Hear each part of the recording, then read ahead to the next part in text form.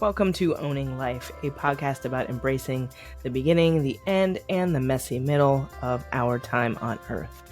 My name is Karen Jokotifa Alaye, and I am your friendly memento mori, here to remind you of your greatness and challenge you to make the most out of every opportunity.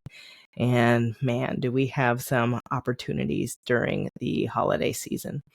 And I still haven't figured out how to have the perfect fourth quarter, which I'm pretty sure requires being comfortably retired. And I feel like being in your 40s takes a special kind of choreography. But maybe I'm figuring it out, and maybe it's just way more complicated than we understood it in our ignorant youth. And that's really the reality, making the best out of whatever situation that we're in. Certainly, that is what I'm looking around and seeing. All of us out there just doing our best, trying to keep our shit together and give our kids something fond to remember while trying ourselves to remember what it's all about and try to squeeze some kind of enjoyment out of the season, because we do deserve that, right? We do. Now, Thanksgiving was just a few days ago, and to be honest, it was probably one of the best ones actually that my family has had in a while, and yet there was still a heaviness, and there were a few reasons for that. Thanksgiving for me has become a complicated holiday, and for one, there's the historical implications. And I found myself wishing people a happy Food and Family Day instead of saying Thanksgiving, which is really kind of a bummer, because the idea of Thanksgiving, being grateful for friends and family and abundance, is sort of peak life. And it sucks that that sentiment is tied to such brutishness. But, get over it. I'm sure some of you are going to say to me in the comments, but don't you worry. Like, I'm not losing sleep. It's just an adult layer to the day that I didn't have as a kid who was like diligently creating construction paper pilgrim hats without any thought to their implications. But I'm also reminded of the way that COVID Thanksgiving was the most depressed and angry that I felt in all of 2020. And now when that holiday rolls around, I contemplate that time. And this isn't really a bad thing. It actually makes me extra grateful to reunite with my family every year. And everyone had their own experience during that super weird November. And I remember watching the Macy's Thanksgiving Day Parade and then the National Dog Show that happens after. And those are the main reasons, by the way, I subscribe to Peacock. And the only other one is so I can watch American Ninja Warrior, which is my favorite sport. But I was watching the parade and the dog show, and I was so like mad and sad. The lack of the crowds was so incongruous, and those paper faces that they had put up in the stands, those felt like mocking. And it was such a mind game to see these festive activities and in-person events so far away from spectators that bring a performance alive. And I know that the powers that be were out there doing their best, as many of us were. We're just trying to offer a semblance of normalcy in an otherwise upside down world. But for me, it just accentuated this Twilight Zone quality of the year.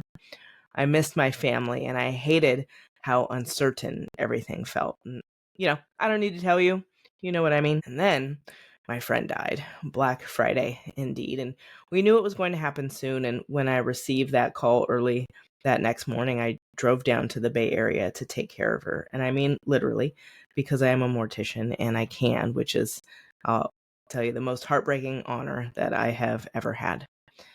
And so on Thanksgiving, I think of all sorts of loss and what it can look like when the world loses its footing, what it feels like to try to celebrate a holiday while living in the reality of heartbreak.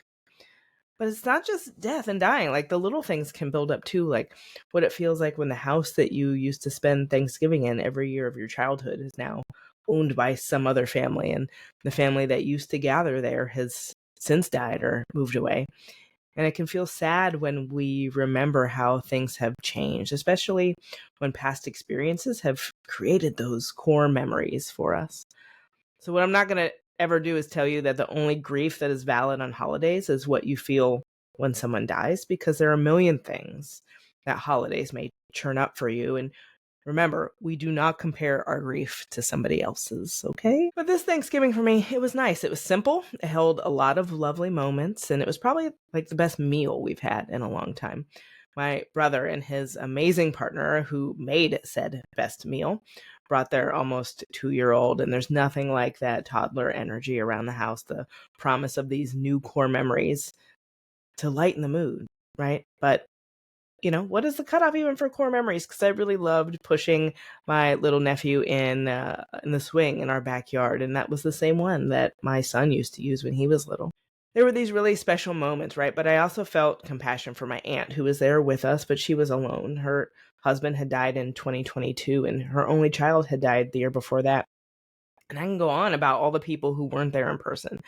And that's what I'm, trying to get at. Holidays are just complicated. It's this mixed bag of gratitude, but also some hurt. And now Christmas is coming up, and maybe things get even more complicated. Certainly, as a mother and a career person, and all the things I do in a day, there's a lot of pressure to perform. And honestly, I get so mad in December because it feels like I'm supposed to do so much while time goes by so fast, and I'm tired before I even start anything. And last year, I straight up declined to participate in Christmas, meaning I didn't put up a tree or any decorations. I didn't force my family to go look at Christmas lights.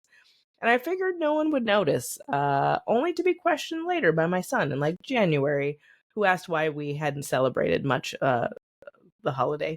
And so this year I've taken days off work, and I hope to get some lights in and bake some panettone and not feel like I've missed the whole thing. I know so many of you are facing this month and this season trying to keep it together while managing your grief. And I just wanted you to know that you're not alone. Crying is okay. Taking a break from expectations is okay. Showing your kids that grief doesn't take a holiday is okay too.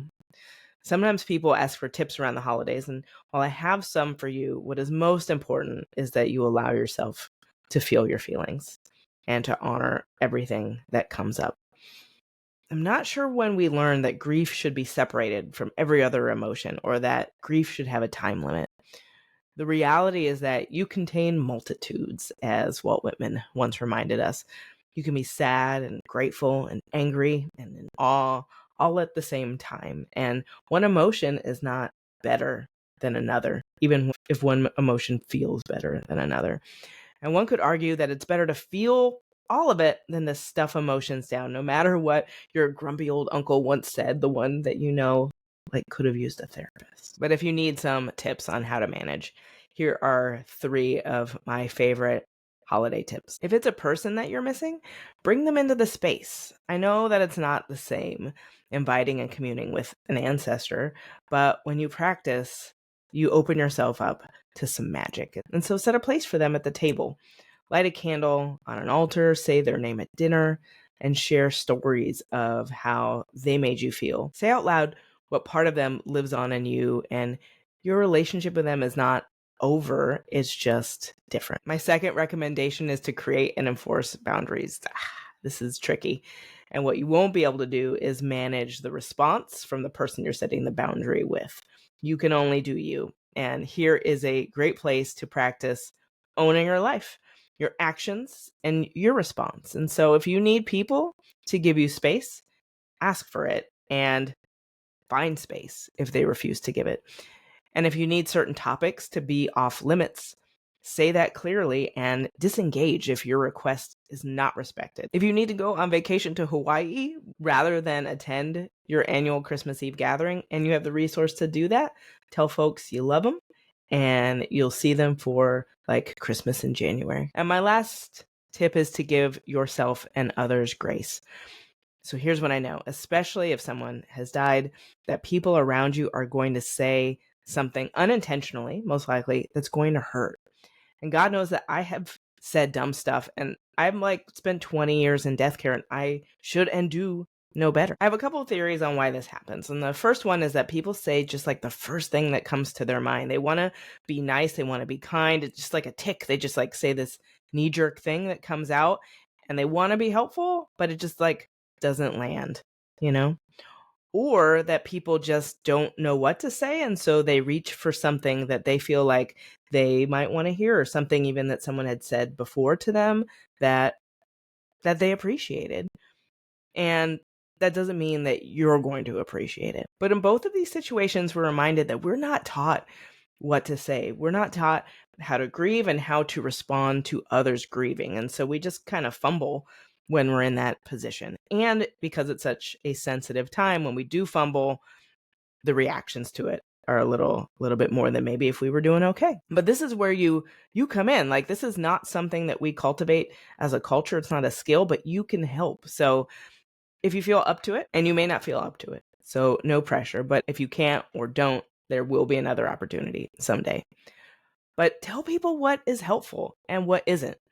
And if someone messes up and says something that's just off the chain, like maybe God only gives you what you can handle, which you may believe or you may not believe, I'm just spitballing. And if they're saying that and they're not a horrible narcissist pushing buttons on purpose, like, you can wince at what they're saying, you can have that reaction, but then gently correct them.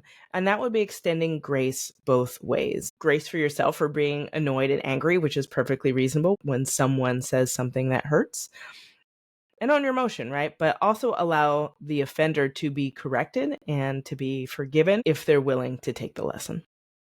And when we do this, we teach each other how to grieve in community, which I am convinced may save the world. I do want to say Merry Christmas because, unlike Happy Thanksgiving, it is a phrase that I do own. I mean, pretty much literally, I have it tattooed on me alongside Black Santa, which is maybe one of my favorite of all of the Friday the 13th tattoos that I have collected over the years, which, yay, I guess he is celebrating an anniversary this Friday. I hope that at least some parts of this season are merry for you, which I hope does not minimize the parts that feel hard.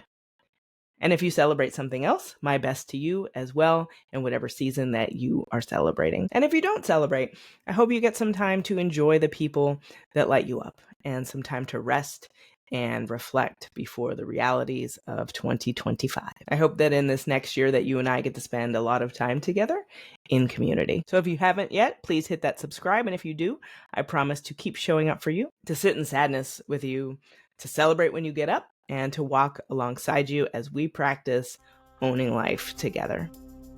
Thank you so much, and I will see you next week with my special guest, Mia Chubby Jones, as we talk about our respective Couch to 5K journeys.